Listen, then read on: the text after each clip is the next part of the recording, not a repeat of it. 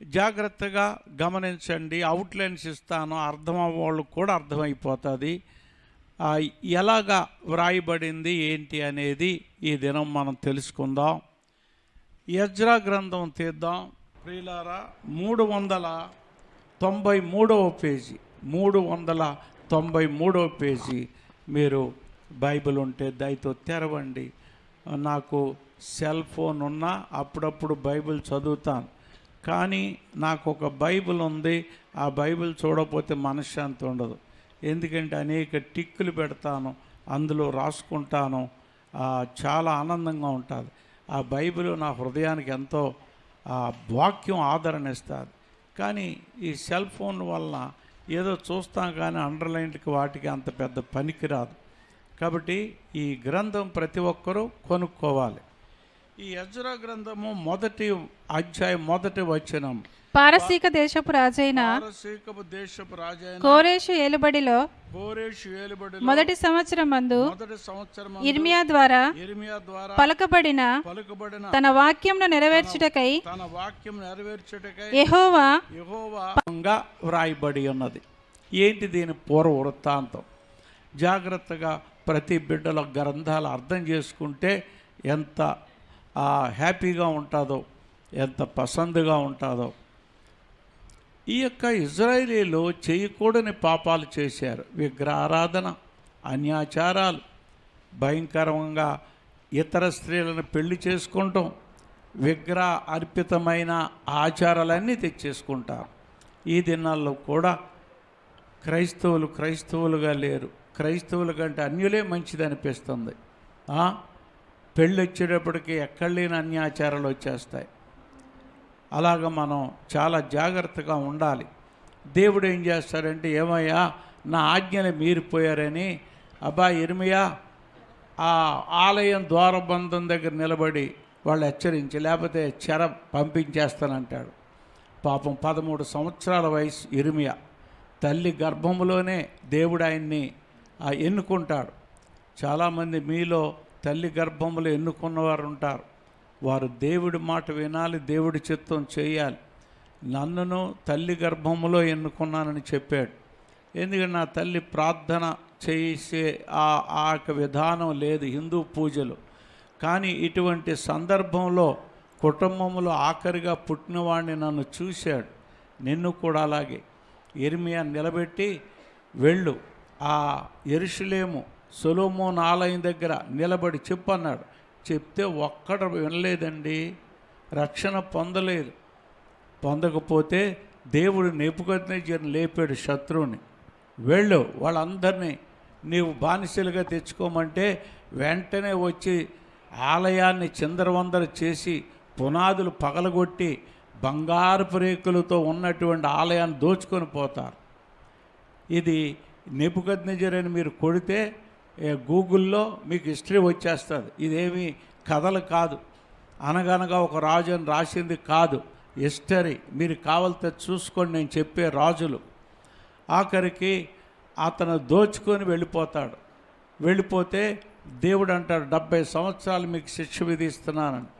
నిజమే, ఒక్కొక్కసారి మనకేమి శత్రువులు రాలు ఖడ్గాలు పట్టుకొని మన చెప్పిన మాట వినకపోతే రోగాలకి అనేక వాటికి అప్పగిస్తాడు. మనం వినాలి, దేవుని మాట వినాలి. వినకపోతే నేను అప్పగిస్తాడు. చాలాసార్లు దేవుని మాట వినలేదు, శ్రమలు పుట్టించాడు, నన్ను లైన్లో పెట్టాడు.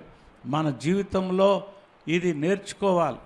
ఆఖరికి ప్రియమైన బిడ్డలారా, ఈ ఇర్మియా వీళ్ళకి 70 సంవత్సరాలు పూర్తవుతుంది. పూర్తయినప్పుడు దానియేలుతో ప్రభు చెప్తాడు. ఇది చక్కగా మీకు తెలుసును, ఒక కథగా చెప్తాను. ఇది చాలా ఇలాగా తెలుసుకుంటేనే గ్రంథాలు చదవగలం. దానియేలుతో చెప్తాడు. దానియేలు 70 సంవత్సరాలు, దానియేలును కూడా చెరలో తీసుకెళ్ళిపోతారు. నెబుకద్నెజరు, అబేద్నెగో, షడ్రక్, మేషాక్, దానియేల్ నలుగురిని తీసుకెళ్ళిపోతారు. మనం అక్కడ వస్తువులే కాదు, బంగారమే కాదు, మనుషులను కూడా బానిసలుగా తీసుకెళ్ళి ఇళ్లలో పని చేయించుకునేవారు. ఈ నలుగురు చాలా జ్ఞానవంతులు. ఇది చూసి రాజు వారికి పెద్ద ప్రధాని పదవులు, ఉన్నత పదవులు వాళ్ళకి ఇస్తాడు, ఇచ్చి వాళ్ళని పోషిస్తాడు. అటువంటి సమయంలో కూడా ఆ బానిసత్వంలో కూడా దేవుడు అద్భుతాలు చేశాడు. ముగ్గురిని మంటల్లో పడేస్తే దేవుడు 4వ వాడై రక్షించాడు.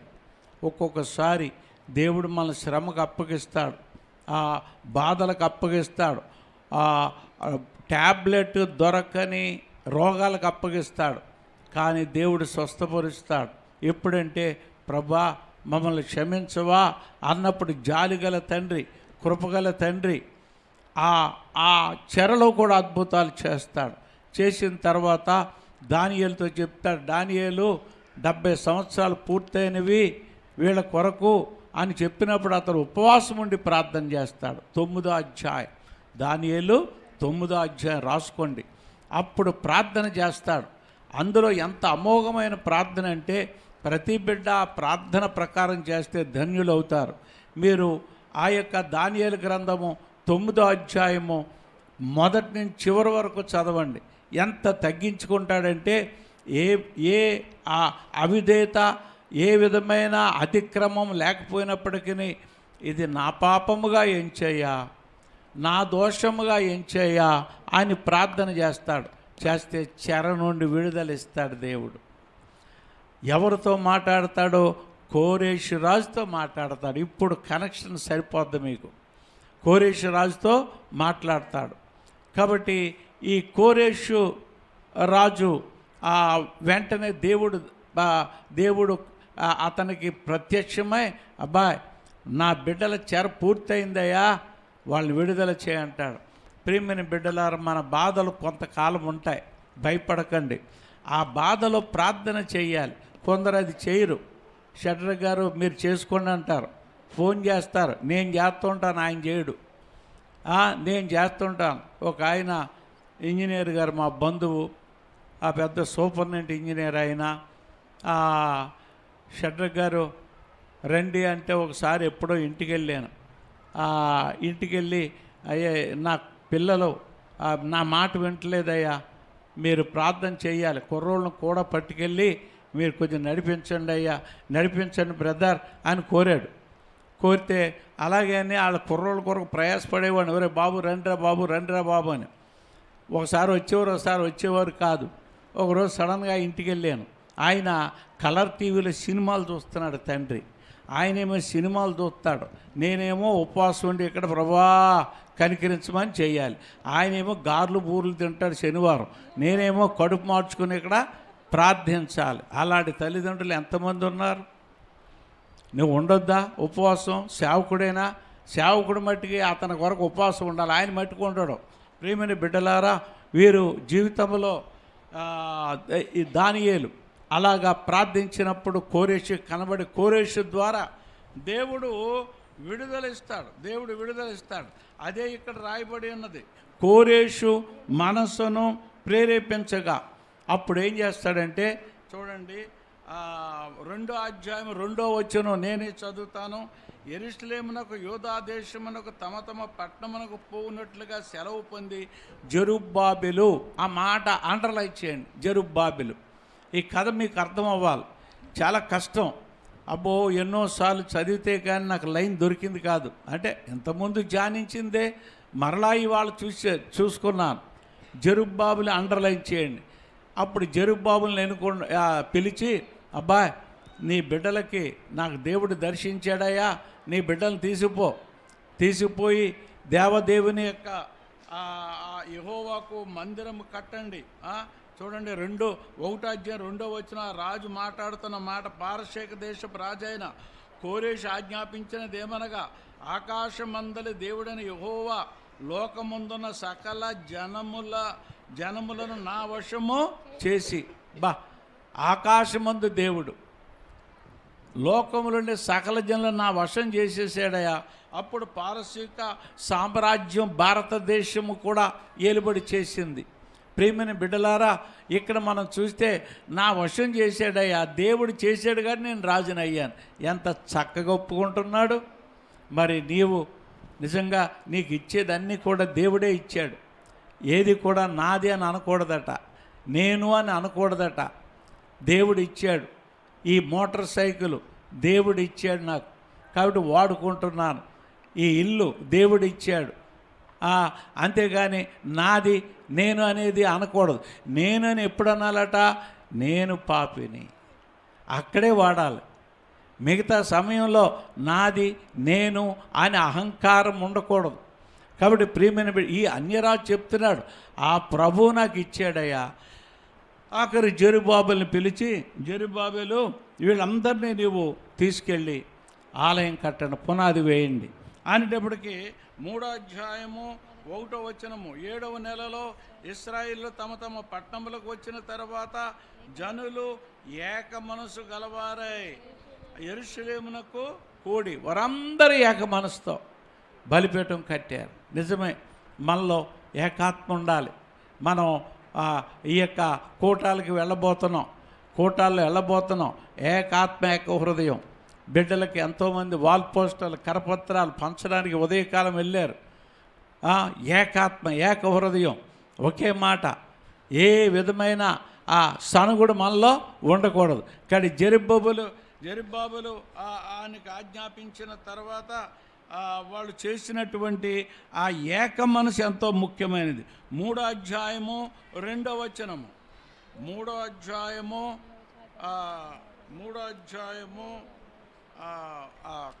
11 చూడండి. 3వ అధ్యాయము 11, వీరు వంతు చెప్పున కూడి యెహోవా దయాళుడు, ఇశ్రాయేలు విషయం ఆయన కృప నిరంతరము నిలుచునని పాడుచే యెహోవాను స్తుతించిరి. మరి యెహోవా మందిరం యొక్క పునాది వేయబడ్డ చూచి జనులందరూ గొప్ప శబ్దంతో యెహోవాకు స్తోత్రము. ఆయన దయాళుడు, ఆయన కృప నిరంతరముండును, ఆయన కృప నిరంతరముండును, ఆయన కృప నిరంతరముండు. చెప్పండి కూడా. దేవాదేవునికి స్తుతులు చెల్లించుడు, ఆయన కృప నిరంతరముండును, ఆయన కృప నిరంతరముండును, ఆయన కృప నిరంతరముండు. అందరూ కొట్టాలి. నీళ్ళ మీద భూమిని పరచిన వాణ్ణి స్తుతించుడు, ఆయన కృప నిరంతరముండును, ఆయన కృప నిరంతరముండును, ఆయన కృప నిరంతరముండును. యెహోవాను స్తుతించుడు, ఆయన దయాళుడు, ఆయన కృప నిరంతరముండును. నీళ్ళ మీద భూమిని పరిచిన వాణ్ణి స్తుతించుడు. గుండ్రంగా ఉంది ఏమండి, బంతిలాగా. ఓ బంతి తీసుకోండి, నీళ్ళ మీద పెట్టండి, ఉంటుందేమో. ఉంటుందా? మరి ఈ బంతి ఎలా ఉంటుంది? ఎంత ఆశ్చర్యం అండి. ఒకసారి భూకంపం వస్తుంటుంది. కారణం ఏంటి తెలుసా? కిందనే నీరును తోడేస్తుంటే ఏమవుతుంది? నెమ్మదిగా ఇది విడిపోతుంటుంది భూమి. మనోడు చేసుకున్న కర్మే. దేవుడి సృష్టిని పాడు చేసేస్తున్నాడు.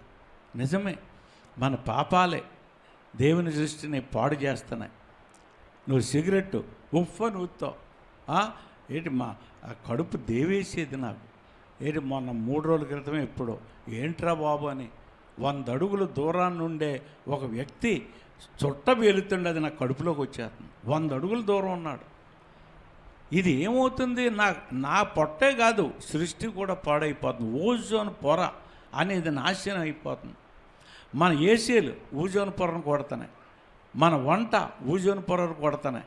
నీవు వాడే కారులోంచి వచ్చే మసి, ఆ పొగ ఓజోన్ పొరను కొడుతున్నాయి. ఈ మహాదేవుడు చక్కటి బంతిలాగా పెట్టి, నాయనా అనుభవించరా అంటే, ఈ సైన్స్ టెక్నాలజీ ఎంత అభివృద్ధి అవుతుందో అంత నాశనం అవుతుంది భూలో. ప్రియమైన బిడ్డలారా, వీళ్ళు ఈ పాట పాడారు. అదే పాట ఇక్కడ రాశారని నేను చెప్పడం లేదు. అది అలనాడు యూదులు పాడిన పాట. ఆ రాగం మనకు తెలియదు. దాన్ని ఆధారం చేసుకొని ఇందులో ఎవరు రాశారో మనకు తెలియదు. ఈ పాట రాస్తూ ఉండగా అక్కడ ఆ వచన భాగంలో మనం చూస్తే చూడండి, 12వ వచనం, మునుపటి మందిరమును చూచిన యాజకులలోను లేవీలలోను కుటుంబ ప్రధానుల్లోనూ వృద్ధులైన వృద్ధులు ముసలోళ్ళు ఉన్నారట. ఎప్పుడు మునుపటి మందిరం అంటే సొలొమోను మందిరం పునాది చూసిన వారు జెరుబ్బాబెలు పునాదిని చూస్తున్నారు. అది ఈ యొక్క దయతో అర్థం చేసుకోండి. సొలొమోను మందిరం నాశనానికి దీనికి ఎన్ని సంవత్సరాలు చెప్పండి? మా చెరకు వచ్చేసారు కదండి, మందిరం పాడైపోయింది. అక్కడి నుంచి పునాది వేసేటప్పటికి ఎన్ని సంవత్సరాలు? 70 సంవత్సరాలు, అంతే కదా. చెర ఆ విడుదల నుంచి వచ్చి రాజాజ్ఞ పెట్టుకుని ఇక్కడికి వచ్చారు 70. ఇప్పుడు 20 సంవత్సరాల్లోనే పట్టుకొచ్చారు. సపోజ్ దానియేలు 20 అనుకోండి, అప్పుడు చెరకు వచ్చాడు కదా. దానియేలు 20లో తీసుకొచ్చారు. ఈ పునాది దగ్గరకు వచ్చేటట్టు ఉదాహరణకి ఎంత అవుతుంది దానియేలు గారికి? ఏమండి, 20 + 70 ఎంత? 90 కదా. కాబట్టి దానియేలు గ్రంథము వృద్ధాప్యము వరకు ఆయన సేవ చేశాడని మనకి అందులో తెలుస్తుంది. ఆయనకి ఆ 20ని ప్లస్ ఈ 70 కలిపితే 90 సంవత్సరాలు అవుతాయి. అలాగే 20 సంవత్సరాల యవ్వనస్తుడు చెర 70 అనిపించాడు, ఇక్కడ వచ్చి వృద్ధుడైపోయి వీడు కూడా ఏడుస్తూ పాడుతున్నాడట. ఏమని? ప్రభా, అది ఎంత గొప్పగా వేసామయ్యా, కానీ మేము పాపులమై ఇవన్నీ కూడా చేసి ఇలాగ అప్పగించబడ్డామయ్యా, జెరుబ్బాబెలు ద్వారా 2వ పునాది చూస్తున్నావయ్యా అని ఏడుస్తున్నారు. యవనస్తులు మొదట చూడలేదు, వీళ్ళకి పుట్టారు. ఏమండి, 70 సంవత్సరాల చెరలో ఎంతమంది పుడతారు? సుమారుగా ఆ చెర నుండి ఎన్నో లక్షల మంది. ఎన్ని లక్షలు అనేది నేను చెప్పలేను. ఆ లక్షల మందికి బిడ్డలు పుట్టరా? పుట్టినోళ్ళకి వయసు ఎంత? ఇప్పుడు 20 ఉండొచ్చు, 30 ఉండొచ్చు, 40 ఉండొచ్చు. ఈ యవనస్తులు కేరింతలు కొడుతున్నారు, సంతోషం. ఆహా, ఎందుకంటే వాళ్ళు మొదటి పునాది చూడలేదు. వృద్ధులు మొదటి పునాది చూశారు, ఈ పునాది చూశారు. ఈ యవనస్తులు మొదటి పునాది చూడలేదు. మనము 2 పునాదులు మన జీవితంలో. ఒకటి తల్లి గర్భంలో పుడతాం, మొదటి పునాది. 2వ పునాది ఆత్మలో పుట్టాలి. మీరు ఎంతమంది ఆత్మలో పుట్టారు? ఇక్కడ 2 స్వరాలు వినబడుతుంది. ఏంటది? కొందరు సంతోషిస్తున్నారు, కొందరు ఏడుస్తున్నారు. ఏడుపు అంటే నేను పాపిని తండ్రి. 2 స్వరాలు వినబడుతున్నాయి. నేను పాపిని ప్రభువా. ఆ పునాది పడిందా? ఆత్మ పునాది లేదు. కొందరు జీవితంలో అదేమీ లేదు, మారు మనసు ఉండదు, ఏమీ ఉండదు. పుట్టుగా క్రైస్తవుడు, ఎడలో దేవుని రాజ్యం నీకు లేదు. 2వ పునాది ఆత్మలో నేను ఘోర పాపిని. తల్లి గర్భంతో తృప్తి పొందావా? 2వ పునాది నేను ఘోర పాపినయ్యా. మీలో ఎంతమంది ఇవాళ 4:30కి మీలో ఇక్కడ నేను వస్తాను, మీరు ఎంతమంది నాకు 2వ పునాది కావాలండి, పాపాలు ఒప్పుకుంటాను, ప్రభు దగ్గర రక్షణ పొందుతాను అనేవాళ్ళు ఎంతమంది? కొంతమంది వస్తున్నారు, వాళ్ళు నడిపిస్తున్నాను. మీలో అది ఉన్నదా? లేకపోతే ఏదో నామినల్ ఒకే పునాదితో ఉంటున్నామా? ఇలాగా ఆ పునాది వేయబడి ఉన్నది.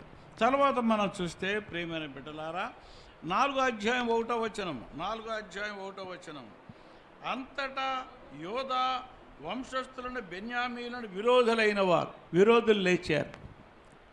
విరోధులు లేస్తారు. నువ్వు ఎప్పుడైతే మారు మనసు పొందావో ఊరుకుని ఉండనివ్వడదు. జాగ్రత్తగా గమనించండి. కొందరు మారు మనసు పొంది ప్రార్థన వాక్యంలో కొనసాగించలేకపోతే విరోధులు జయిస్తారు. ఈ విరోధులు వచ్చినప్పుడు ఏం చేయాలి? ప్రార్థన చేయాలి. ఒక మంచి పని చేస్తానంటే సైతాను ఊరుకోడు. నువ్వు దేవుని దగ్గరకు వస్తానంటే ఊరుకోడు. ఎలాగ మళ్ళీ వెనక్కి తీసుకెళ్దాం, ఆ బ్యాడ్ ఫ్రెండ్ దగ్గర తీసుకెళ్దాం. వెంటనే నువ్వు చర్చికి రావాలనుకుంటావు, మన ప్రియమైన బ్రదర్ ఫోన్ చేస్తాడు, నేను వస్తున్నాను రా, అక్కడే ఉండరా అంటాడు. ఇంకేం మాట్లాడలేవు. నువ్వు దేవుడిని నమ్మిన బిడ్డవైతే నేను చర్చికి వెళ్తున్నానండి, దయతో ఇప్పుడు కాదండి, నా చర్చి నుంచి వచ్చాక చూద్దాం. ఈరోజే పెడతాడు, మారేడు మళ్ళీ వెళ్ళి కాస్త భోజనం చేద్దాం రా అని. అంతే.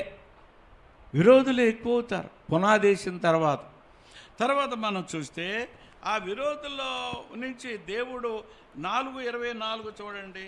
4:24 ఆ యెరూషలేములో నుండి దేవుని మందిర పని నిలిచిపోయాను, ఆగిపోయింది మందిరం. మీరు ఎంతమంది ప్రారంభించి ఆపేశారా? ప్రార్థన ఆపేశారా? వాక్యం ఆపేశారా? ఇక్కడ నిలిచిపోయింది పని. పాపం వీళ్ళు ఎందుకు వచ్చింది లేరా మనకి గొడవలో అని ఆపేశారు. ఆపేస్తే దేవుడు ఊరుకోడండి. ప్రియమైన బిడ్డ, నీవు మారు మనసు పొంది బాప్తిసం పొంది ఉంటే దేవుడు ఊరుకోడు. నువ్వు స్టార్ట్ చేస్తుంటే, ప్రభువా పాపినని స్టార్ట్ చేస్తుంటే దేవుడు నేను అస్తమానం బాబు ప్రార్థన చేయని ఎంకరేజ్ చేస్తాడు. ఎలాగ ఎంకరేజ్ చేశాడో చూడండి. 5వ అధ్యాయము 1వ వచనం. ప్రవక్తలైన హగ్గీయును ఇద్దో కుమారుడైన జకరియా. హగ్గయి గ్రంథం తెలుసు కదండి. ఇక్కడ వాళ్ళిద్దరు వచ్చారు ప్రవక్తలు. జకరియా గ్రంథం తెలుసు కదండి. ఈ ఇద్దరు కలిసి ఇక్కడికి వచ్చి ఏంటి పని నిలిపేశారా? వద్దొద్దొద్దొద్దు, కొనసాగించండి అని వాక్యం ఇచ్చి ప్రార్థన చేసి బలపరుస్తారు. రిట్రీట్ దేని కొరకండి? మిమ్మల్ని బలపరచడానికండి. ఎంతో వేదన పడి ఎన్నో నెలలు కష్టపడి ప్లాన్ వేసుకొని 2 నెలల క్రితమే అయ్యా మీరు రండి మమ్మల్ని వాక్యంతో బలపరచండి అని నేను ప్రోగ్రాం ప్రిపేర్ చేసుకొని సిద్ధపడుతున్నాను. దానికి ఒక్కటైనా మానే వచ్చా నీవు? ఎంత కన్నీరుతో సంఘం ఎన్ని ఉపవాసాలు ఉన్నాయి. దేని కొరకు? ఇదిగో ఆగిపోయిన పనిని, ఆగిపోయిన నీ జీవితాన్ని ఎక్కడ డ్రాప్ అయిపోయింది అది లేవనెత్తడాను. రానుబోను 50 రూపాయల రేట్లు పెరిగిపోయి సైతాన్ని ఎందుకమ్మా అక్కడికి వెళ్తావు? ఎందుకు వెళ్ళడం? ఏదోలే ఆడు పోరు పడలేకపోతున్నావు కదా, ఏదో సాయంత్రం ఒకసారి వెళ్ళి ఆ షడ్రక్ గాడికి ముఖం చూపించు. అదా నా ముఖం చూస్తే నీకేం దొరుకుతుంది? దేవుని ముఖం చూడాలి. ఏమండి, నేను అడుగుతానండి భయంతో రావడం ఏంటి? ప్రభువా నేను నా పిల్లలు మేలు పొందాలి అని దేవుని దగ్గరికి రావాలి. ఒక్క కూటం కూడా విడిచిపెట్టకుండా రావాలి. మొదటి రోజే కాకినాడ నుంచి వేదాల్లో చెప్తాడు ఆయన. ఫస్ట్ డే ఈవినింగ్ ఆయన వస్తున్నారు. సెకండ్ డే కృపాకర్రావు గారు, థర్డ్ డే కృపాకర్ గారు, భోగ్ శాంతారావు గారు, ఆఖరి రోజు వరకు భోగ్ శాంతారావు గారు ఉంటారు. ప్రియులారా, ఒకటైనా పోవచ్చా? ఆ పని ఈ పని అండి, సైతానుడు అంటాడు ఎన్ని పనులు ఉన్నవా అలాగంటారులే. ప్రియమైన బిడ్డలారా, ఇక్కడ హగ్గయిని లేపాడు దేవుడు, వారిని ప్రోత్సాహపరిచాడు. ప్రోత్సాహపరచగానే దేవుని యొక్క పనిని వారు 6వ అధ్యాయం 14వ వచనం 6వ అధ్యాయము 14వ వచనం చూడండి. 14వ వచనము. యూదుల పెద్దలు కట్టించుచు ప్రవక్త అయిన హగ్గయ్య ఇద్దో కుమారుడు జకర్యాయు హెచ్చరించుచున్నందున పని బాగుగా హెచ్చరించారట. ఏమండి, హెచ్చరికలు మనకి ఇష్టమేనా? ఏంటండి ఇలాంటి గద్దెంపు మాకు వద్దండి అని ద్వేషిస్తావా? గద్దెంపును ద్వేషిస్తే మనం దేవునిలో వర్ధిల్లలేం. సామెతల గ్రంథం చదవండి. తాను ప్రేమించిన కుమారుణ్ణి దేవుడు ఏం చేస్తాడు? గద్దిస్తాడు. వాక్యాల్లో గద్దింపు వస్తుంది. ఇదిగో నువ్వు ఎలాగుండు గద్దింపు, అగ్ని లాంటి గద్దింపు. నా వాక్యం ఎల్లడవుడుతోడనే వెలుగు కలుగును.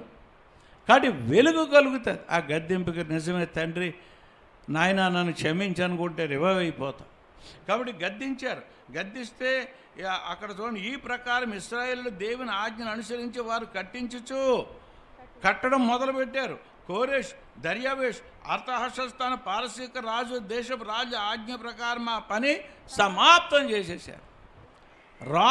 ఈ రాజులను ఎన్నుకున్నాడు.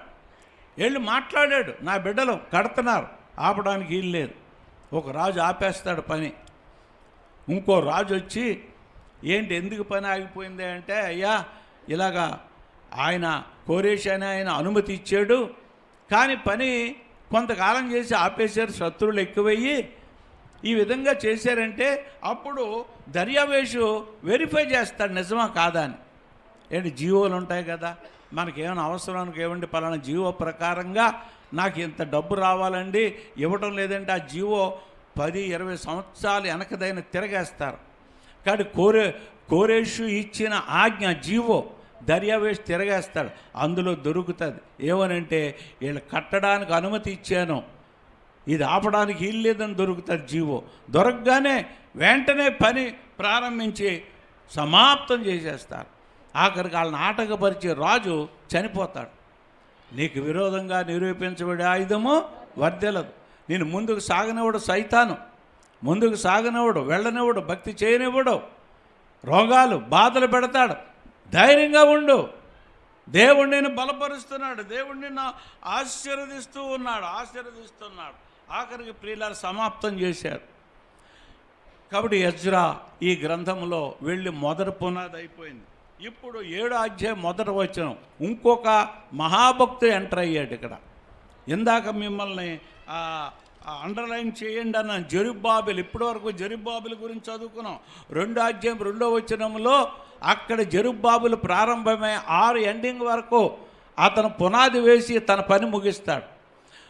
ఆయన 7వ అధ్యాయం మొదటి నుంచి ఈ సంగతులు జరిగిన పిమ్మట పారసీక దేశపు రాజైన అర్తహషస్త రాజు ఏలుబడిలో ఎజ్రా అండర్లైన్ చేయండి. ఎజ్రా ఇక్కడ ఎంటర్ అవుతాడు. ఈ పుస్తకం అలా మీరు చక్కగా అండర్లైన్ చేసుకుంటే ఈజీగా చదివేసి హిస్టరీ. ఎజ్రా ఎలాంటి వాడు? దేవుని ధర్మశాస్త్రం ఏ పేజీలో ఏది ఉన్నదో బాగా తెలిసినవాడు. ఏమండి, పునాదులు కట్టారు, సరే, అందులో ఆరాధన బలిపీఠం కట్టబడింది. ఇందాక మన యెహోవా దయాళుడు, ఆయన కృప నిరంతరం ఉన్న ఆ బలిపీఠం కట్టబడిన తర్వాత ఆరాధనలు ప్రారంభమైనవి, మనుషులు వస్తున్నారు, కానీ సంస్కరణ నీతి లేదు, వాళ్ళల్లో నీతి లేదు, దేవుని వాక్యానుసారంగా వారి జీవితాలు లేవు. అప్పుడు ఆయన ఏం చేశాడు చూడండి. ఎజ్రా 10వ వచనం ఎజ్రా యెహోవా ధర్మశాస్త్రం పరిశోధించి దాని చెప్పు నడుచుటకును ఇశ్రాయేలుకు దాని కట్టడలు విధులను నేర్పుటకును దృఢ నిశ్చయము తన అనుసరించి నేర్పుతాను. నేను వాళ్ళకి అనుసరించి నేను నేర్పుతాను. ఎంత దృఢ నిశ్చయం అండి ధర్మశాస్త్రం. ప్రియమైన బిడ్డ, నీ చేతులుండే ధర్మశాస్త్రం ఏంటనుకుంటున్నావు? 119వ దావీదు కీర్తన 12 వరకు ప్రార్థన చేసినప్పుడు ఉత్తర ప్రత్యుత్తరాల్లో నేను చదివించాను. కాబట్టి ఈ ఉత్తర అందులో 119లో నువ్వు లేచిన ధర్మశాస్త్రం, పడుకున్న ధర్మశాస్త్రమే, నడుస్తున్న ధర్మశాస్త్రమే, నిన్ను కాపాడే ధర్మశాస్త్రం, జీవింపజేసే ధర్మశాస్త్రం, నీ జీవితానికి ప్రాణ ఊపిరి ధర్మశాస్త్రం. వాక్యం శాసనాలు అని ఉంటుంది. బహుశా 119 ఎజ్రా రాశాడంటారు, కానీ ఇవాళ ఎవరు రాశారని చూశానో ఆ 119 ఎవరు రాశారో తెలియదు అన్నాడు జాక్ పోనాన్ గారు. అన్నిటికంటే పెద్ద అధ్యాయం. మొన్న 20 నిమిషాలు పట్టింది మేము ఉత్తర ప్రత్యుత్తరాలు చదవడానికి. చదవండి దయతో. ఒక ఆయన అన్నాడు, అంత వాక్య పరిశీలనగా రాశారు కాబట్టి ఇది ఎజ్రా రాశాడు అన్నారు. ఏది నిజమో నాకు తెలియదు, కానీ ఇవాళ నేను చదివినటువంటి ఒక వ్యాఖ్యానంలో డేవిడ్డే రాశాడన్నారు. సరే, ఎవరైతేనేమిటి. కాబట్టి ఈయన వాక్యము, ధర్మశాస్త్రము నేను అనుసరిస్తాను, అలాగా అనుసరింప చేసేటట్టు చేస్తాను. ధర్మశాస్త్ర ప్రకారంగా గుడులు నడుస్తున్నాయా ఈ దినాల్లో? ధర్మశాస్త్ర ప్రకారంగా ఒక చోట ఈ వేదిక మీద కుర్చీ వేస్తారు కొన్ని చోట్ల. ఏంటంటే ఆ సంఘాన్ని స్థాపించిన ఆయన వచ్చి కుర్చీలో కూర్చుంటారట. ఎక్కడన్నా ఉందండి? ఇక షడ్రక్ గారు చనిపోయిన తర్వాత కుర్చీ వేస్తారు ఇక్కడ. అసలే నేను కూర్చోను. ఈ సంఘం నేను ఫెలోషిప్లు ఉన్నా అంతే, ఇప్పుడు సొంత సంఘం అని చెప్పుకుంటున్నా, ఇది కూడా అంతే. కుర్చీ వేసుకుంటే కాదంటారా? దేవుడు ఉండాలి ఇక్కడ వేదిక. నేను కనబడకూడదు. బహు జాగ్రత్తగా ఉంటాం. అది నేను నేర్పుతూ ఉంటాను. మనం ఎంత కనబడితే ఫోకస్ అయితే అన్ని శోధనలు. కాబట్టి కొందరి జీవితంలో కుర్చీ వేసి, సరే ఏదో పాస్టర్ గారు కూర్చుంటే అది వేరే విషయం. ఆ చనిపోయిన ఆయన ఆత్మ వచ్చి అక్కడ కూర్చుంటుంది. తప్పు కదా? ఇంకొక గుడులు ధర్మశాస్త్రంలో ఎక్కడా లేదు కుర్చీ వేయమని. లేనిది మనం నమ్మకూడదు. ఇంకో చోట ఇదో బైబిలు, ఇది ఇంకొక బైబిలు, మార్మోన్ బైబిల్ అంటారు. చాలా జాగ్రత్త. ఇందులో బైబిల్ చెప్తారు, ఇది చెప్తారు. కలపడానికి వీలు లేదు, ఇందులో తీయడానికి వీలు లేదు. వస్తే శాపం ఉంది ప్రకటన గ్రంథంలో. ఎవరు మనం కలపడానికి? ధర్మశాస్త్రం ఇది. ప్రియమైన బిడ్డలారా, కొన్ని చోట్లయితే శనివారం ఆరాధన, ఆదివారం కుదరదు. శనివారమే ఆరాధన, శనివారపు సంఘం. కొన్ని చోట్ల అయితే జెహోవా విట్నెస్, యెహోవా తప్ప వేరొక పేరు వచించరు వారి జీవితంలో. రకరకాలు ఉన్నాయి. జాగ్రత్త. అబద్ధ బోధకులు ఎక్కువైపోయారు, పడగొట్టేవారు ఎక్కువైపోయారు, జోబురుమాళ్ళు అమ్మేవాళ్ళు ఎక్కువైపోయారు, ఖరీదు పెడుతున్నారు, మోసం చేస్తున్నారు. ప్రియులారా, బహు జాగ్రత్తగా ఉండాలి. ఇదిగో నేను ధర్మశాస్త్రం ముఖ్యమైంది, అది నేను పాటిస్తాను, ఇతరులకు చెప్తాను. తర్వాత ఆయన ఈ విధంగా చేసినప్పుడు ప్రేమైన బిడ్డలారా, 26వ వచనం 7:26, నీ దేవుని ధర్మశాస్త్రము కానీ రాజు యొక్క చట్టము కానీ గైకొన్నవాడు ఎవడో త్వరగా విచారణ చేసి మరణ శిక్ష అయినను, స్వదేశ త్యాగమైనను, ఆస్తి జప్తి అయినను, ఖైదీనైనను వానికి విధి. 4 శిక్షలండి. ఎవరైతే ఇది పాటించలేదో ఏమండి అలా విధిస్తే ఉంటాయా గుళ్ళు? నిజమైన మెట్టు అన్నమాట అది. 4 శిక్షలు ఏంటంటే ఎవరైతే ధర్మశాస్త్రాన్ని మీరిపోయాడో, ఎందుకంటే ధర్మశాస్త్రం మీరిపోయారు, అన్ని స్త్రీలను పెళ్లి చేసేసుకున్నారు, విగ్రహాలు ఇంట్లోకి తెచ్చేసారు. ఎవరో ఇశ్రాయేలీలు, బుద్ధి లేనటువంటి వారు. అయ్యో, వాళ్ళు ఆచారాలు తెచ్చేసారు. ఎంతమంది ఆచారాలు తెచ్చుకుంటలేదు క్రైస్తవ బిడ్డలు? ఎవరైనా చనిపోతే 1, 2, 3, 11 ఏంటి 11వ రోజున పెడితేనే ఆయనకి వెళ్తుందా? 11వ రోజున పెట్టాలా జ్ఞాపకార్థ కోవటం? పాస్టర్ గారిని అడగవా? నీ సొంత చిత్తమా?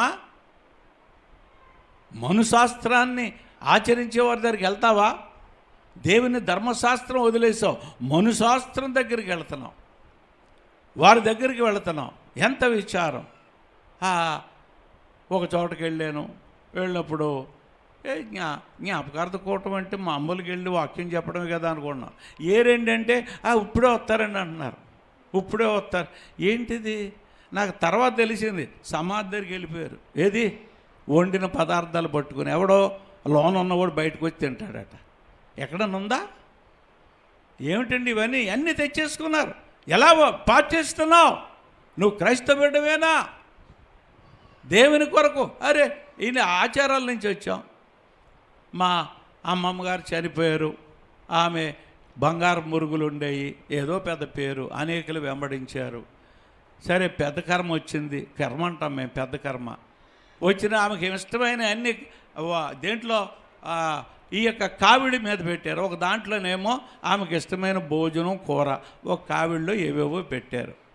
వెనకాల మంత్రాలు చల్లడానికి వస్తున్నాడు. వచ్చేటప్పటికి నేను చిన్నోడు కదండి, ఎంత అలా పరిశీలించేవాడు కూడా వెళ్ళేటప్పటికి దేనికండి ఈ చేపల కూర? మీ అమ్మమ్మకి చేపలంటే ఇష్టమరా, అందుకని అన్నీ ఇందులో పెట్టేవరా అన్నారు. అమ్మమ్మకి చేపల కూర ఇప్పుడు ఎలా తింటుంది, చచ్చిపోయింది కదా అని నా హృదయంలో. అడగలేదని అడిగితే వాళ్ళు ఏమంటారో నా భయం. సరే వెళ్ళి మంత్రాలు అన్నారు. అనేసిన తర్వాత అక్కడ కావలసిన అమ్మమ్మకి కావలసిన చేపల కూర, పులుసు గిలుసు అన్నీ అక్కడ పెట్టారు. ఎట్టేటికి ఆ మంత్రాలు చదివిన ఆయన వెళ్ళిపోయాడు. ఉంటాం కదా 10 మంది పెద్దలు ఉన్నాం.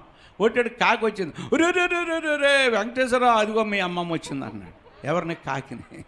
మా అమ్మమ్మ. ఒరే అమ్మమ్మ అంటే కాకి రూపంలో వస్తుంది అనుకున్నాను నేను. ఎందుకంటే చచ్చిపోతే ఏ రూపంలో పుడతాం? కుక్కాయ, నక్కాయ, కాకాయ ఏదో పుడతామని. కాబట్టి ఇప్పుడు కాకాయ వచ్చేసింది. ఏమైనా అర్థం ఉందా? అర్థం లేదు. జయించలేకపోతున్నాం. అది అరే నేను హిందూ కుటుంబంలో పుట్టి నేను క్రైస్తవ గ్రంథాన్ని ఆచరిస్తున్నాను, నీవు ఆచరించలే, క్రైస్తవుడు అని హిందువులోకి వెళ్ళిపోతున్నావు. ఎలాగిది? ధర్మశాస్త్రం అండి ఇది, ధర్మశాస్త్రం. ఇది వెంబడించినప్పుడు ఎన్నో కష్టాలు వస్తాయి. వెంబడించినప్పుడు ఎన్నో కష్టాలు వస్తాయి. నీవు జీవితంలో నిలబడాలి. ఆఖరికి ప్రియులారా, దేవుని యొక్క వాక్యములో ఎజ్రా గ్రంథంలో మనం చూచినట్లయితే ముందుకు సాగిపోదాం. ఈ విధంగా ఆయన దేవుని కొరకు సాధించి సంస్కరణలు పెట్టాడు. ఎలాంటి సంస్కరణలు అంటే అన్యులను పెళ్లి చేసుకో, విగ్రహారాధన, తినవద్దు, అన్నీ పెట్టి ప్రక్షాళన చేశాడు. పునాది వేయడం కాదు, అందులో సంస్కరణలు కావాలి. గుడి కట్టేశాడంటే గుడి కట్టేసామంటే సరదా కాదు, అందులో పరిశుద్ధులు లేవాలి. ఇలా వాక్యానుసారంగా నడుచుకునేవారు కావాలి. దేవుని వాక్యము, ఈ వాక్యాన్ని మించింది లేదు. లోకములో ఈ వాక్యానుసారంగా నడు. ఎవరన్నా అడిగితే నాకు ఈ గ్రంథం ఇలా చెప్తుంది, నేను చేయను. మొర్దిగా వెళ్ళే నేను యూదుడను కనుక నేను చేయలేను అన్నాడు. నేను యూదుడను, నేను క్రైస్తవును కనుక ఈ అన్యాచారం చేయలేను, ఈ బాధ నేను చేయలేను, ఈ ముహూర్తాలు నేను వెళ్ళను. ఎన్ని సంస్కరించాడు ప్రియులారా. ఎజ్రా ఈ విధంగా చేశాడు. చేసిన తర్వాత ప్రియమైన బిడ్డలారా, నెహెమ్యా వచ్చాడు. నెహెమ్యా ఏం కట్టాడు చెప్పండి? నెహెమ్యా గోడలు కట్టాడు. ఇప్పుడు మనం ఈ చర్చ్ ఉంది, చర్చిలో బోధ వాక్యం ఇస్తున్నాం. ఎజ్రా గారు వచ్చి వాక్యం, ఏమీ గోడలు లేవు చుట్టూ. ఈ గోడ లేదు, ఆ గోడ లేదు, ఈ గోడ లేదు. ఎలా ఉంటుంది? పందులు, కుక్కలు, నక్కలు అన్నీ వచ్చేస్తాయి. కాబట్టి దేవుడు ఇన్ని ప్రేరేపించి ఏం చేశాడంటే గోడ కట్టించాడు. ప్రియమైన బిడ్డలారా, గోడను కట్టించాడు. మన యొక్క జీవితంలో మనకి ప్రహరీ ఉన్నదా? ఈ యొక్క నెహెమ్యా మన యొక్క జీవితంలో కాపుదల పెట్టుకున్నావా? గోడ పెట్టుకున్నావా? సైతానుడు వస్తాడు, తొందర చేస్తాడు. రాత్రి నాకు విజన్ వచ్చింది, చాలా భయంకరమైన విజన్, చీకటి శక్తుల విజనం వచ్చి నన్ను భయపెట్టి చాలా తొందర చేసినాయి. కోటాలు, వాల్ పోస్టులు ఇవన్నీ సిద్ధపరుస్తున్నాం. ఈ దెయ్యాలు ఊరుకుంటాయా? మీదకు వస్తాయి. కాసేపు కూర్చొని ప్రార్థన చేసి ప్రభు సిలువను ధ్యానించి పండుకున్నాను. దెయ్యాలు. ప్రేమని బిడ్డలారా, మనకి కాంపౌండ్ ఉండాలి. నీ యొక్క జీవితానికి కాంపౌండ్ ఉందా? నీ జీవితానికి కాంపౌండ్ పెట్టుకున్నావా? ఈయన జీవితంలో ఆ పారసీక దేశపు నెహెమ్యా గ్రంథానికి వెళదాం. చూడండి, నెహెమ్యా గ్రంథము. ఇప్పటి వరకు ఎజ్రా ఏం చేశాడో మీకు చెప్పాను. నెహెమ్యా గ్రంథము మొదటి వచనము రెండో అధ్యాయం మొదటి వచనం. అటు తర్వాత అర్షహశస్త రాజు ఏలుబడి కాలమున ఇక్కడ ఇంకొక రాజు వచ్చాడు, అర్తహశస్త రాజు. గుర్తుంచుకోండి, ఎందుకంటే ఈ గ్రంథం ఇవన్నీ చదివితే టైం సరిపోదు కదండి. గ్రంథం యొక్క మూలము అంత వివరణ ఇస్తున్నాను. హననీయ అనేవాడు ఉంటాడు. పేరేటండి? హననీయ. ఈ 1వ అధ్యాయంలో ఉంటుంది. ఒకసారి ఇక్కడికి నెహెమ్యా దగ్గరికి వస్తాడు. ఈ నెహెమ్యా ఏం చేస్తున్నాడు? రాజుగారికి ఈ యొక్క గ్లాసు ద్రాక్షరసం అందించేవాడు. అంత నమ్మకస్తుడండి. గుర్తించుకోండి, ఆ రోజుల్లో రాజుల్ని ఈజీగా చంపేసేవారు. ఎలాగంటే రాజుగారికి భోజనం పెట్టేవాడిని ఇంటికి వెళ్ళిపోయి కలుసుకునేవారు. ఒరే, నీకు ఇన్ని కోట్లు ఇస్తాంరా. ఆ రోజుల్లో జరిగాయి, ఇప్పటికీ జరుగుతుంటాయి. ఇన్ని కోట్లు ఇస్తాంరా, నువ్వు ఆహారం పెట్టాడు, ఇది కాస్త కలిపేమనేవాడు. అన్ని కోట్లు అటు తీసుకునేవాడు. రాజుకి ఆహారం పెట్టేవాడు, రాజు చచ్చిపోయేవాడు. ఇలాగ రాజ్యాలు పోయినాయి. కాబట్టి ఇక్కడ తన దేశస్తుల్ని పెట్టుకోలేదు. ఎవరిని పెట్టుకున్నాడు? యూదులను పెట్టుకున్నాడు. ప్రేమైన బిడ్డలారా, ఎంత నమ్మకస్తులైతే పెట్టుకుంటారు. మరి మన జీవితంలో నమ్మకం ఉంటున్నావా? ఆఫీసులో నమ్మకం ఉంటున్నావా? నమ్మకంగా ఉంటున్నావా? నువ్వు ఉండే జీవితంలో నమ్మకంగా పనిచేస్తున్నావా? వారిని నమ్ముతున్నారా అధికారులు? అనేకుల యొక్క జీవితంలో నమ్మకత్వం లేదు. పనిచేసేది నమ్మకంగా ఉండాలి.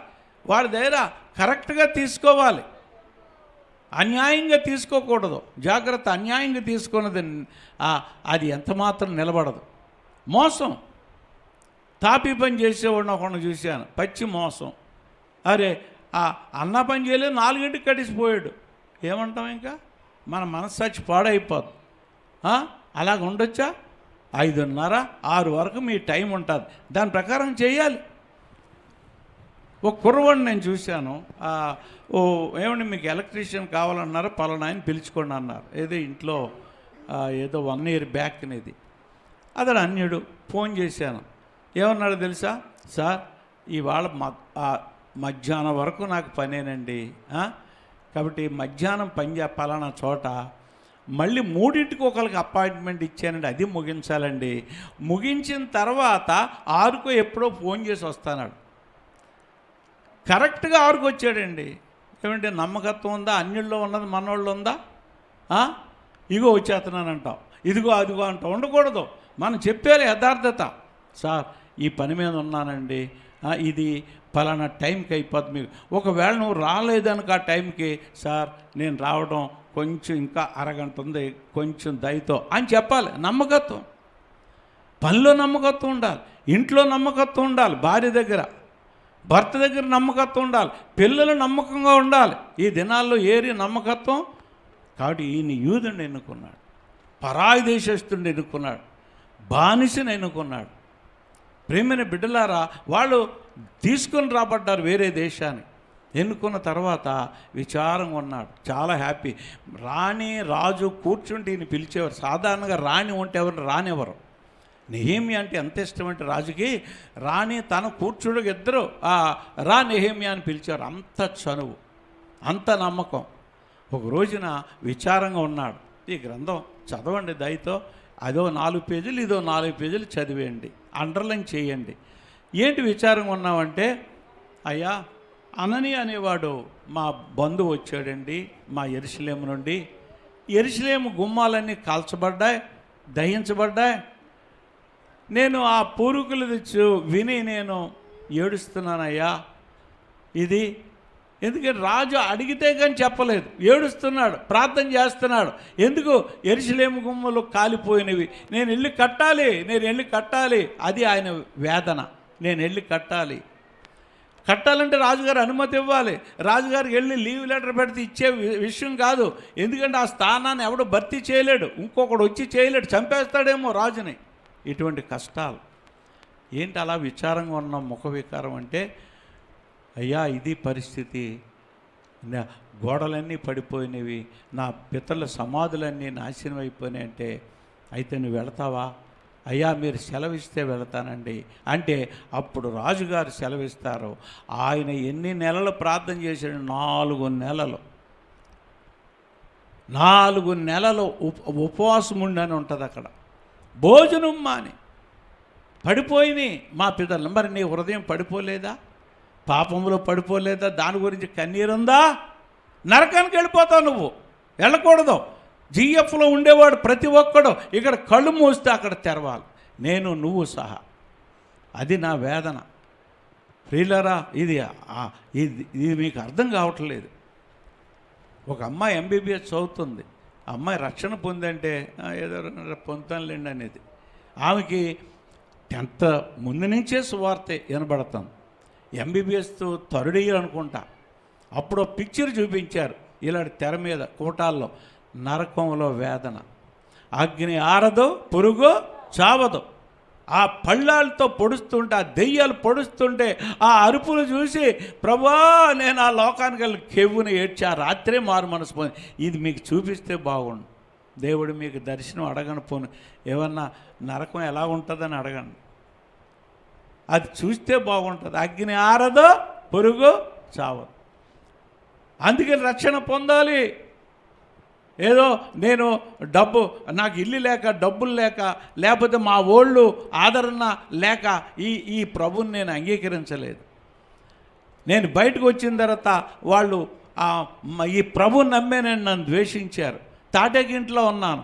అది వర్షము ఓట వచ్చినప్పుడల్లా దిగిపోయేది మా తాటేకిల్లు.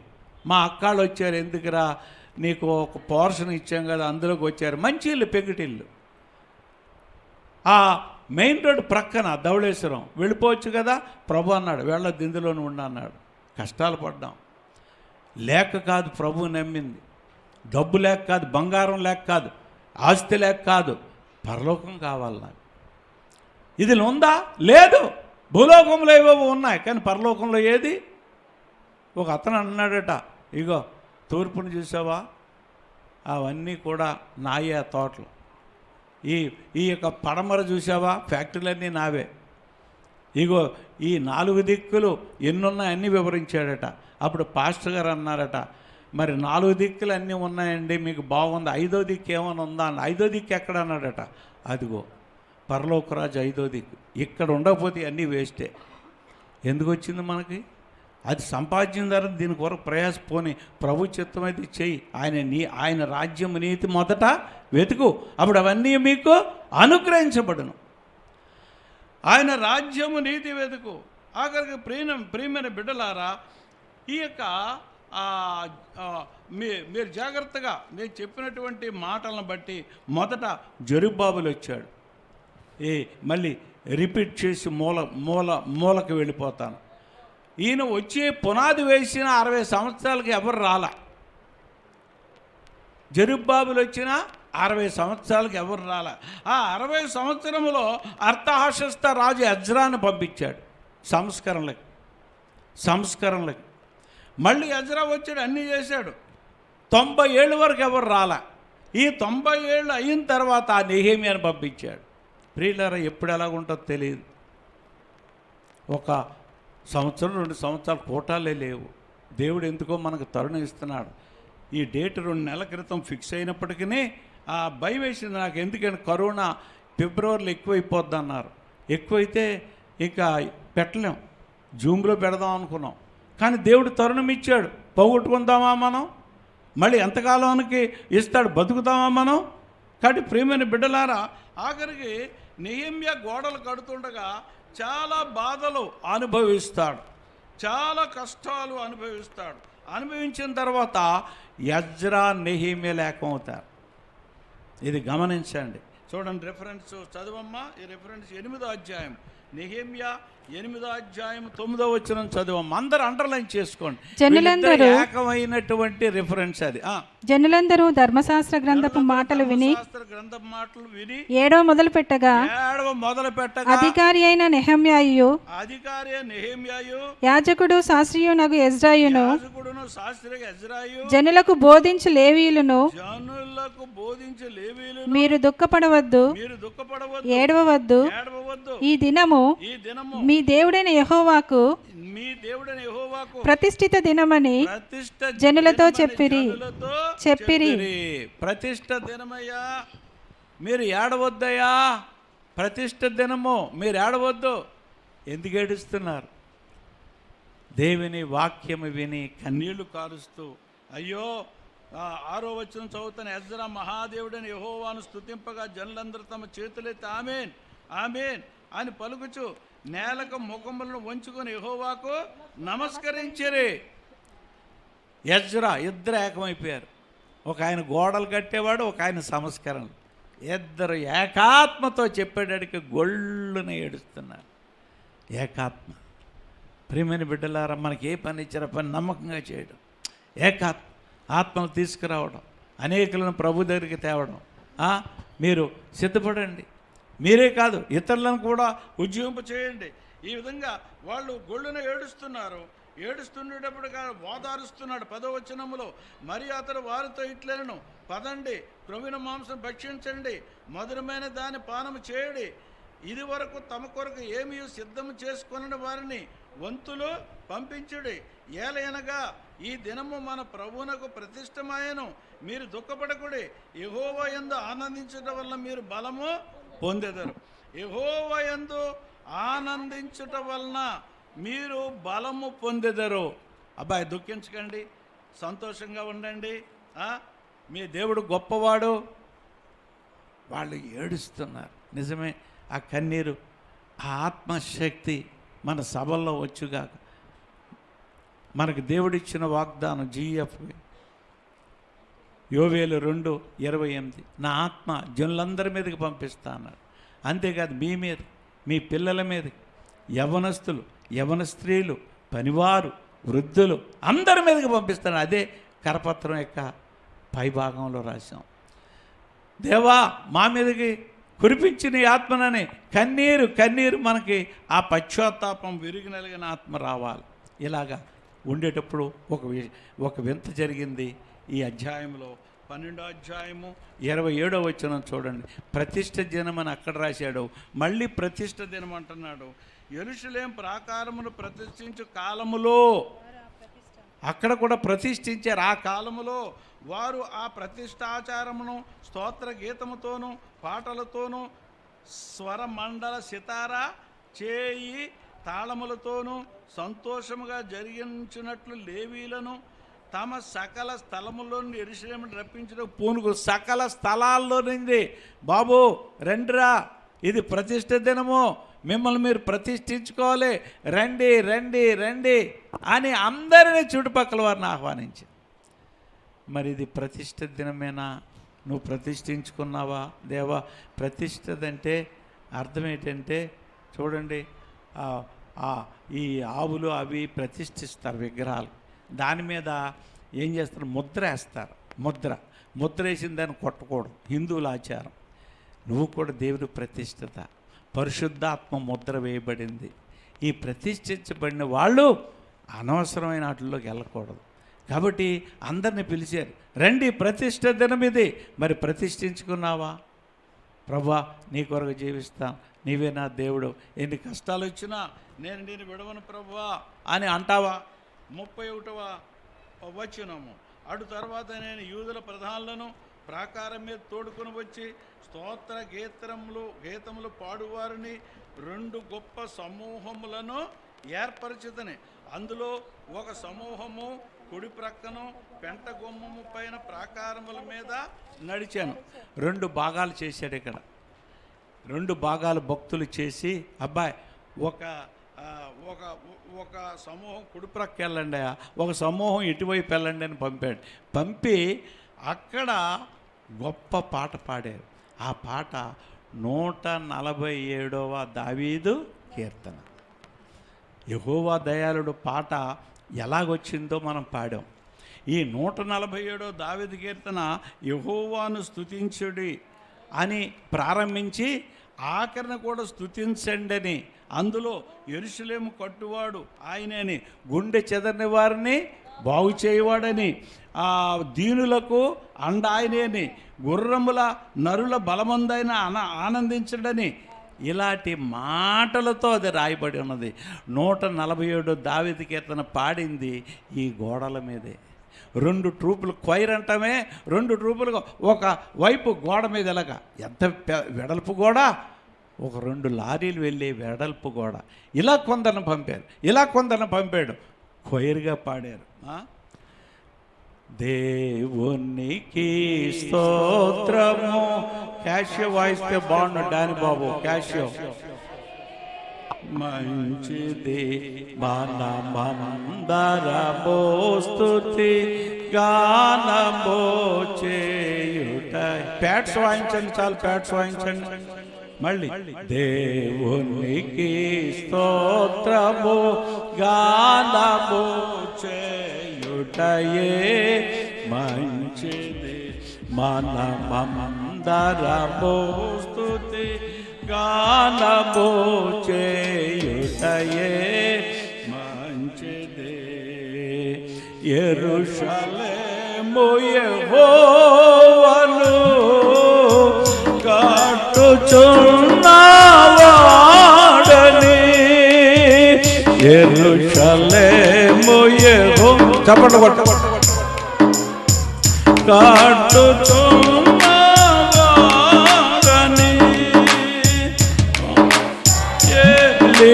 ఎలీయులను ప్రోగు చేయువాడని,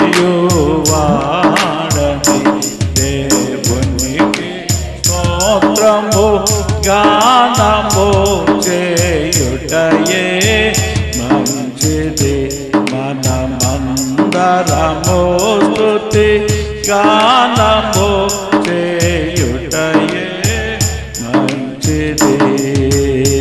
గుండె చెదరిన వారిని బాగు చేయువాడని, గుండె చెదరిన వారిని బాగు చేయువాడని, వారి గాయములన్నీ కట్టుచున్నవాడని, దేవునికి స్తోత్రము గానము చేయుటయే మంచిది మనమందరము స్తుతి గానము చేయుటయే మంచిది. 147 దావీదు కీర్తనలోకి వెళదాం. అక్కడ ఏం చెప్పాడు? మొదటి వచనం చదువమ్మా. యెహోవాను స్తుతించడం మంచిది. యెహోవాను స్తుతించుడి, ఆ, మన దేవునికి స్తోత్రగానము చేయటం మంచిది. కాబట్టి స్తోత్ర గానము చేయటం మంచిది. ఆఖరి వచనం, ఆఖరి లైన్ చదువమ్మా. ఆఖరి వచనం, యెహోవాను స్తుతించుడి. యెహోవాను స్తుతించడి. మొదట స్తుతితో ప్రారంభించాడు, స్తుతితో ముగించాడు. దేవుడు నిన్ను దేని కొరకు చేశాడంటే నా నామ మహిమార్థమైన నిన్ను స్తుతించడానికి పెట్టాడు. స్తుతిస్తున్నావా? ఎలాంటి పెదవులు ఉండాలి మనకి? పరిశుద్ధ పెదవులు ఉండాలి. ఒకవేళ అపవిత్రత ఉంటే తండ్రి నా నాలుకను కడుగు అని అడుగు. దేవుడు కడుగుతాడు. సినిమా పాటలు పాడే దౌర్భాగ్యుడు, బూతులాడే దౌర్భాగ్యుడు. ఒక్కొక్కసారి నా నాలుకను తెరిచి ఎప్పటికీ ప్రార్థన చేస్తాను, కాల్చయ్యా అని. నువ్వు అడగవా? స్తుతించే నాలుక స్తుతించు, నీ జీవితం అంతా స్తుతించు. అందుకని అధ్యాయములో స్తుతితో ప్రారంభించాడు, స్తుతితో ముగించాడు. తర్వాత ఈ 2వ వచనం చదువమ్మా. 2వ వచనం, యెహోవాయే యెరూషలేమును కట్టువాడు, చెదరిన ఇశ్రాయేలును పోగు చేయువాడు. కట్టువాడు, పోగు చేయువాడు. నీ కుటుంబం కడతాడు. నీవు ప్రభు దగ్గరికి రా. నీ భార్య భర్తలకు పడడం లేదా? దేవుడి దగ్గరికి వెళ్ళి కడతాడు. అంతేగాని ఆడి దగ్గరికి ఈడి దగ్గరికి వెళ్ళి అనుకో విడదీసేస్తాడు. ఏటమ్మా నేను అలాగ అంటున్నాడా? ఉండు, ఆడు కాబట్టి ఇంకొకటి చేస్తానంటాడు. ఎవరో? మీ నాన్నే. ఏ వాక్యం తెలియదు, పేరు క్రైస్తవుడు, విడదీసేస్తాడు. హీరో నరకానికి వెళ్ళిపోతాడు. ఎవరైనా మీ బిడ్డలు ఎవరైనా ఇబ్బందుల్లో ఉంటే అన్నడు ఈ మాట అనకండి. ఇంకో పెళ్లి చేసేస్తానని జాగ్రత్త. నువ్వు కూడా ఇంకో పెళ్లి చేసుకుంటాను. ఇదిగో ఆయన కట్టువాడు, పోగు చేయువాడు. ప్రియులారా, ఎంతమందిని కట్టాడు ఈ సహవాసంలో? ఎంతోమందిని కట్టాడు. సర్దుకోవాలి, భార్య భర్తలు సర్దుకోవాలి. కొన్ని ఇబ్బందులు ఉంటాయి. తీయక దేవుని నామములో నిన్ను పెళ్లి చేసిన తర్వాత విడిపోవడానికి వీలు లేదు. ఎన్నడూ కూడా మాట రానివ్వకో. సైతాను దూరతాడు, విడగొడతాడు.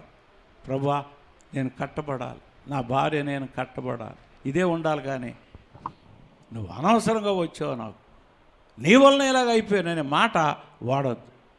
ఏదనంటే సర్దుకోండి.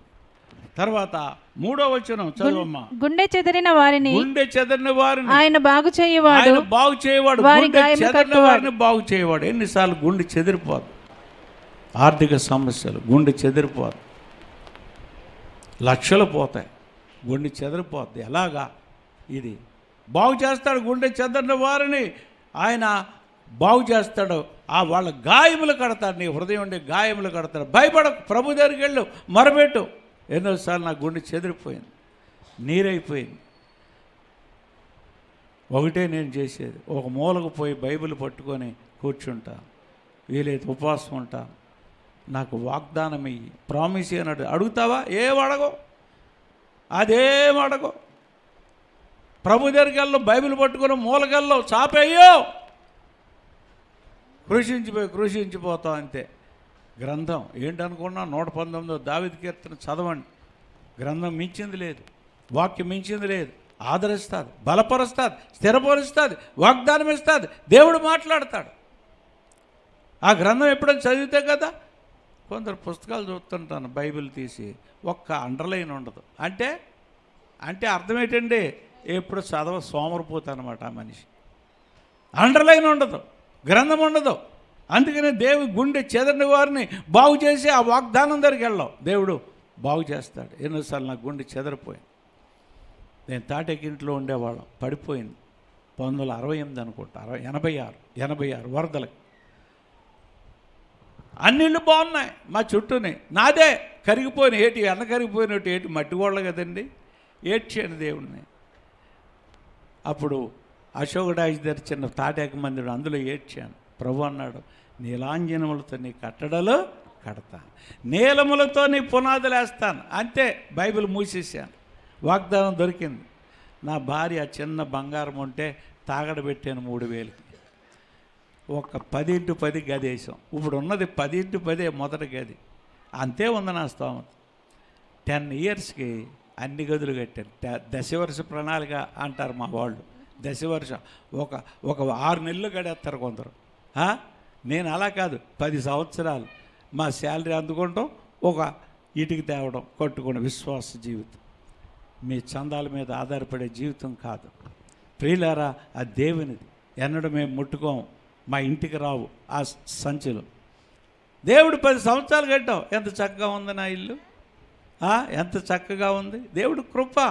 కాబట్టి గుండె చెదరమని బాగు చేస్తాడు. తర్వాత 147 వచనం చూడండి. యెహోవా దీనులను లేవనెత్తువాడు, దీనులను లేవనెత్తువాడు. దీనులను లేవనెత్తు. ఏమీ లేదు నీ జీవితంలో, తగ్గించుకో అంతే. ప్రభువా ఎందుకు వచ్చింది శోధన? తగ్గింపు తగ్గింపు తగ్గింపు. దేవుడు దీనిలేని వారు హృదయంలో ఉంటాడు. వీళ్ళకి ప్రభుది ఆ పాట పాడింది అది. అబ్బాయ్ తగ్గించుకోండి అయ్యా, 147 దారి తగ్గించుకోండి అయ్యా, ప్రభువే కడతాడయ్యా. వాళ్ళ గొళ్ళుని ఏడుపు. నాయనో మేము 70 సంవత్సరాల జరలో నానా పాటలు పడిపోయాం, ప్రభు కనికరించయ్యా దేవా అని ఏడుస్తుంటే, భయపడకండి, ఏడవకండి, సంతోషంగా ఉండండి అంటున్నారు. పాపం ఏడ్చావా? ప్రభు దగ్గర కన్నీళ్ళు కార్చావా? తగ్గించుకోండి. ఏడవడం కాదు, తగ్గించుకోండి. నేను యోగ్యుడని కాదు, నేను ఎంత గొప్పవాడువైనా, కలెక్టర్ అయినా, మినిస్టర్ అయినా, బీ హంబుల్. అందుకని ప్రభు అన్నాడు, ఆత్మ విషయమై దీనిలైన వారు ధన్యులు, పరలోక రాజ్యం. అంతేగాని కలెక్టర్ గారు వచ్చారు ప్రభు అంటే తలుపేం తీయడు. ప్రభు మినిస్టర్ హోమ్ మినిస్టర్ వచ్చారు ప్రభు, ఏమి తెరవడం. దీనుడు వచ్చాడు ప్రభు, వెంటనే తెరుచుకుంటాడు. దీనులకు అండ ఆయనే. దీనులకు అండాయనే, భక్తిహీనులకు చూడు. దీనులకు అండాయనే, భక్తిహీనులకు చూడు. సీతారాలో దేవుని తుదులతో చూడే, ఉనికి స్తోత్రము గానము చేయుటయే, మనమందరము స్తుతి గానము చేయుటయే మంచిది. ఘోరములరులాందలే బలమునానందేశడు, ఘోరములరులాందలే బలమునానందేశడు. కృపకు వేడు వారిలో సంతసించువాడండి. దేవునికి స్తోత్రము గానము చేయుటయే మంచిది. మనమందరము స్తుతి గానము చేయుటయే మంచిది. నాకెంత బలం ఉంది, ఇన్ని కేజీలు బంగారం ఉంది, ఆ బలంలో సంతోషించడం కృపయ్యా. ఇవన్నీ నీవిచ్చినవి. దావీదు అంటాడు, నీవిచ్చిన దాంట్లో కొంత ఇస్తున్నాను తండ్రి, నీవిచ్చిన దాంట్లో కొంత ఇస్తున్నాను, అంతేగాని నాది కాదు, నువ్వే ఇచ్చావు ఈ కోట్లాది ఆస్తి, అందులో ఏదో మందిరానికి కొంత ఇస్తున్నాను. ఏమండి, అంతేగాని దేవుడు ఇచ్చిందే ఇస్తున్నావు కానీ నీ సొంత డబ్బు అనుకుంటున్నావా? శాలరీ. ఎంతోమంది నిరుద్యోగం, నీకెందుకు ఇచ్చాడు ఉద్యోగం? కాబట్టి దేవుడు కృప ఎంతోమందికి లేదు, కష్టపడుతున్నారు, యాతన పడుతున్నారు, నీ తోటివారు వారు నిరుద్యోగులు ఉన్నారు, నీకెందుకు ఇచ్చాడు? కృపలో నువ్వు ఇంకా ఎదగాలంటే ఇది నాది కాదయ్యా ప్రభు, ₹1,00,000 శాలరీ, అందులో 1000 ఎవరిది? నీది. తండ్రి 10వ వంతు ఎవరిది? నీది. మిగతాదే నాది. 10,000 శాలరీ, 900 నాది, 900 నాది. అలాగా నీవిచ్చిన దాంట్లో కొంత నేను ఇస్తున్నాను. ప్రియమైన బిడ్డలారు ఎంతమంది దేవుని కొరకు, ఎంతోమంది జీఎఫ్లో బిడ్డలు కోటాలకి ఎంతోమంది ధారాదత్తముగా వాళ్ళు ఇస్తున్న కానుకలు బట్టి సేవ కొనసాగుతుంది. దేవుడు ప్రేరేపిస్తున్నాడు. ఆయన కృప కలిగిన దేవుడు. నీ బలములో ఆనందించడం, కృప కొరకు వేడుకొనాలి. ప్రభు నీ కృప నాకు దయచేయి. ఆఖరిగా 147:13 చదువు తల్లి. ఆయన నీ గుమ్మముల గడియలు బలపరిచి ఉన్నాడు, నీ మధ్యను నీ పిల్లలను ఆశీర్వదించి ఉన్నాడు. నీ పిల్లలను ఆశీర్వదిస్తాను, భయపడకు. ఏడుస్తున్నారు వాళ్ళు, ఎందుకమ్మా? ఏం చేయమయ్యా, మా పిల్లలకి సరైన బోధ, మేము తప్పిపోయి ఇళ్ళు తప్పిపోయారు. భయపడకు, నీ పిల్లల్ని ఆశీర్వదిస్తాడు. అమ్మా, నీ పిల్లల్ని ఆశీర్వది. నమ్ముతున్నావా? ఒక తల్లి ఏడ్చేది, అయ్యా ఎలాగంటే నా పిల్లకి పెళ్ళు అవ్వటం, అయ్యా ఇన్ని డిస్క్వాలిఫికేషన్స్ ఉన్నాయి, ఇన్ని అనర్హతలు ఉన్నాయి. నిజమే, నాకు కూడా బాధ కలిగి ప్రార్థన చేసాం, అనేకులు ప్రార్థన చేసాం. ప్రభువా, ఆ తల్లి కన్నీరుతోడు, తండ్రి కూడా ఏడిపే, అయ్యా నా బిడ్డ కొరకు ప్రార్థన చేయండి. ప్రార్థన చేసాం. చేయగా అద్భుతమైన వార్త, అయ్యా పలానా చోట నుంచి వచ్చారు, నేను ఏదో తంటాలు పడ్డాను, ఏమీ అవ్వలేదు, పలానా చోట నుంచి వచ్చారు, మంచిది కానివ్వండి, మీరు ఒకసారి రావాలి. వెళ్ళాను, అన్నీ అయిపోయినాయి, పెళ్ళి కూడా అయిపోయింది. చప్పట్లు కొట్టండి. నీ పిల్లల్ని ఆశీర్వదిస్తాడు. ఏంటనుకుంటున్నావు?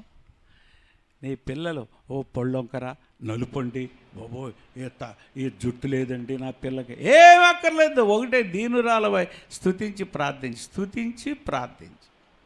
స్తుతి ప్రార్థన. నీ ప్రార్థన ఏంటనుకుంటున్నావు? తల్లి ప్రార్థన, తండ్రి ప్రార్థన. అది లేకపోతే వాళ్ళ బ్రతుకు ఎండిన జీవితమే. తల్లిదండ్రుల ప్రార్థన ఆత్మీయ వర్షం వారి మీదకి కురిపిస్తాడు. ప్రియమైన బిడ్డలారా, ఇక ఆఖరిసారిగా 147:19 చదువమ్మా. 140. ఆయన తన వాక్యము యాకోబునకు తెలియజేసెను, తన కట్టడలను తన న్యాయ విధులను ఇశ్రాయేలునకు తెలియజేసెను. ఏ జనంనకు అలాగు ఆయన ఈలాగు చేసి ఉండలేదు. ఏ జనానికి ఇవ్వలేదండి. ధర్మశాస్త్రం ఇచ్చాను, వాక్యం ఇచ్చాను, ఎవరికి ఇవ్వలేదు. నేను జైళ్ళకి ఇవ్వలేదు, మహమ్మదీలకు ఇవ్వలేదు, హిందువులకి ఇవ్వలేదు, నీకు ఇచ్చాను. తెలుసా ఈ ధర్మశాస్త్రం యొక్క విలువ? నా కూడా ఉండాలి, నా బండిలో ఉండాలి, నేను డ్యూటీకి వెళ్ళినప్పుడు నా టేబుల్ మీద ఉండాలి. ఒక ఆయన కనబడ్డాడు, అయ్యగారు వందన, ఎవరు బాబును అన్నాను. అయ్యగారు నేను సేవ చేస్తున్నాను, మారిపోయానండి. ఎలా మారేవయ్యా?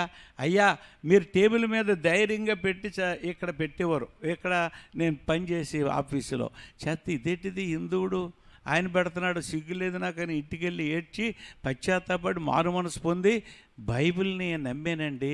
దేవుడి సేవ కడియంలో ఒక ఆయన, రాజమండ్రిలో ఒక ఆయన. ఉందా? చూపెడతావా? అయ్యి బాబోయ్ ఎవరన్నా ఏమన్నా అనుకుంటారేమో, ఇలా పెడేస్తావు. లేకపోతే తీసుకెళ్ళి ఎక్కడో బజార్ బొట్లో పెడతావు. ఒక ఆవిడ అనుకోకూడదట, ఏంటి ఏసై గుడికి వెళ్తా అనుకోకూడదట. ఇది తీసుకెళ్ళి ఒక మైకా దాంట్లో తుమ్మిడి బ్రదర్స్లో పెట్టడం, మళ్ళీ ఉంది కదా పైన, అది కదా మళ్ళీ బజార్ బుట్ట తీసుకుని బజార్ బుట్టలో పెట్టడం, ఇలాగ వెళ్ళడం. అందరూ ఏమనుకోవాలట? బజార్కి వెళ్తుందా అనుకోవాలి, గుడికి వెళ్తుందా అనుకోకూడదు. దేవునికి ఈ గ్రంథం ముట్టడానికి యోగ్యుని కాదండి. నీకే భయం, అందుకనే దేవుని దీవెనలు లేవు. క్రైస్తవుని అనుకునేవాడు. నా పేరు షడ్రక్ అని చెప్తాను, నాకు గెజిట్ పబ్లికేషన్ కూడా ఇచ్చుకున్నాను, నా పేరు మార్పు కొరకు అనుకోవాలి. ఏంటంటే మీరు పాస్టరా అంటుంటారు, ఏదో సేవ చేస్తున్నాను, పాస్టర్ అంటానికి యోగ్యుని కానయ్యా, సేవ చేస్తున్నాను, నేను ఇలా మారానని చెప్పేస్తాను సాక్ష్యం. ఇటువంటి గ్రంథం, ఈ గ్రంథం ఒక ఆయన చదువుతున్నాడు, ఆయన పేరు గుర్తులేదు, జేమ్స్ ఏదో పేరు. చదువుతుంటే నిర్గమాకాండానికి వచ్చాడు. నిర్గమాకాండానికి వచ్చి 1వ అధ్యాయం చదివేశాడు, 2వ అధ్యాయం 3వ వచనంకి వచ్చి ఆగిపోయాడు. ఆ 3వ వచనంలో ఏముంది? ఈ యొక్క యాకేబెతు తన కొడుకు మోషేని నీటిలో పెట్టాలంటే తొట్టి చేసింది. తొట్టి చేసి ఏం పూసిందమ్మా? మట్టి కీలు. ఏంటి కీలా? కీలు చాలా ఖరీదే. కీలంటే ఏంటి? ఆయిల్ అది అని ఆయన అమెరికా నుంచి ఫ్లైట్ మీద వచ్చేసాడు నైల్ నది తీరానికి. ఎక్కడ జరిగింది అది? నైల్ నది తీరం. వచ్చేసి ఎక్కడ ఈమె అని అంతా వెతికితే ఆయిల్ పొరలు కనబడుతున్నాయి నీటిలో. ఏమండి సూరిబాబు గారు, నీటి పొరలు నీటి మీద ఆయిల్ పొరలు కనబడతాయి కదా, కనబడ్డాయి. ఇక్కడ ఏదో ఉందని గుహ పట్టుకొని తవ్వాడు. చక్కగా ఊరుతుంది. ఇలా కాదురని యంత్రం తెచ్చాడు, తవ్వితే ఈ రోజున ప్రపంచంలో అత్యధికమైన లీటర్లు సప్లై చేసేది ఆయిల్ అదే. అందరూ చప్పట్లు కొట్టండి. ఎందుకు? గ్రంథం చదివే కోటీశ్వరుడు అయిపోయాడు. ఇప్పటికీ ఆ గ్రంథం వెళ్ళి చూడండి, గ్రంథం చదవండి. ఇది ప్రాణం అండి, ఇది ప్రాణం. తల దగ్గర పెట్టుకోవటంగా దెయ్యాలు వస్తున్నాయని హృదయంలో పెట్టుకోవాలి. ఈ గ్రంథం చదవండి. దేవుడు మిమ్మల్ని దీవించుగాక. ప్రార్థన చేసుకుందాం, నిలబడి ప్రార్థన చేసుకుందాం. ప్రభువా సహాయం చేయ తండ్రి అని ప్రభు దగ్గర వేడుకుందాం. ప్రియమైన బిడ్డలారా, ప్రభు దగ్గర నిలబడండి. అందరూ కూడా ప్రభుకు సమర్పించండి, ప్రతిష్ఠించండి, దేవునికి ప్రతిష్ఠించండి. యేసయ్యా సహాయం చేయ తండ్రి అని ప్రభు దగ్గర వేడుకోనండి. ప్రియమైన బిడ్డలారా, ఎక్కడ బాధపడవద్దు. ఇదిగో ఇలాగ అయిపోయింది నా జీవితం, ఇలాగ అయిపోయింది నా గుండె చెదరిన వారిని బాగు చేసే దేవుడు వాళ్ళందరినీ బాగు చేశాడు. ఇశ్రాయేలుని తిరిగి నిలబెట్టాడు. వారిని ఒక దేశముగా దేవుడు ఏర్పాటు చేశాడు. నీ కుటుంబాన్ని కడతాడు, నీ జీవితాన్ని కడతాడు, నీ గుండెను కడతాడు, నీ రోగాలు ఆయన సవరిస్తాడు. ప్రభు దగ్గర ప్రతిష్ఠ చేసుకో, అర్పించు. పరిశుద్ధుడైన తండ్రి, బిడ్డలను దీవించండి. 147 మమ్మల్ని ఇప్పటికీ ఉజ్జీవింపజేస్తుందని ఆయన అలనాడు ఇశ్రాయేలీలు పాడిన ఆ పాట ఎప్పటికీ శాశ్వతమైన ఉజ్జీవం ఉంచో.